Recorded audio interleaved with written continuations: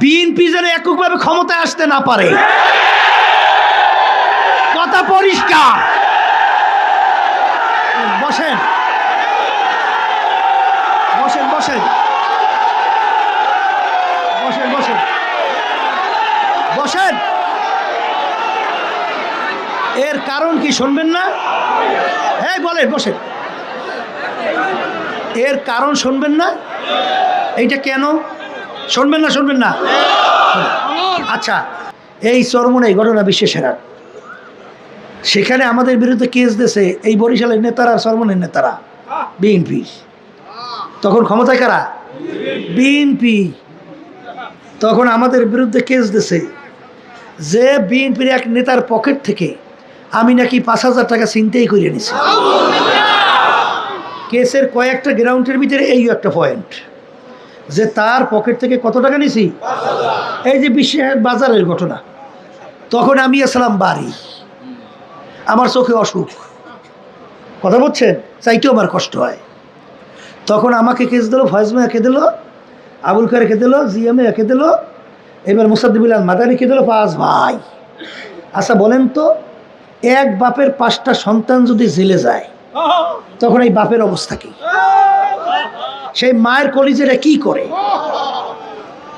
এই কেসের গ্রাউন্ডের উপরে এই বরিশাল আদালত, ম্যাজিস্ট্রেট কোর্ট আমাদের বিরুদ্ধে 5 বছর সাজা দিয়ে দিয়েছে ঘোষণা। 5 বছর সাজা রায় এই বরিশাল ম্যাজিস্ট্রেট।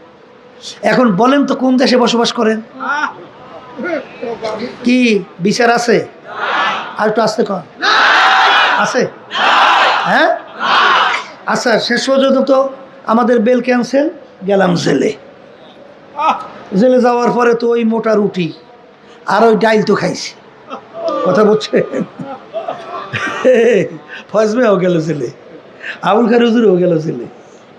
এখন ওদিকে আমার আল্লাহর কুতুব আব্বাজান তো বোঝেন তো তার কলিজারা কেমন করে।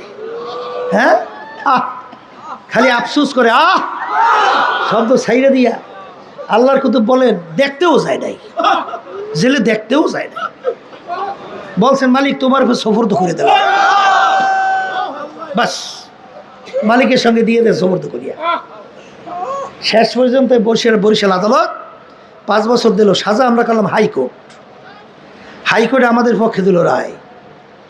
তখন বিএনপি ক্ষমতায়, সঙ্গে সঙ্গে ওই রায় ভ্যাকেট করাইয়া আবার সিঙ্গেল বেঞ্চ বসাইছে সুপ্রিম কোর্ট, একজন বিচারক। আবার আমাদের 5 বছর সাজা বহাল, মানে আবার আমরা 5 বছরের সাজা ফেরত আসামি। এখন আমাদের কোর্ট আছে সুপ্রিম কোর্ট, ফুল বেঞ্চ, এছাড়া কোনো কোর্টও নাই।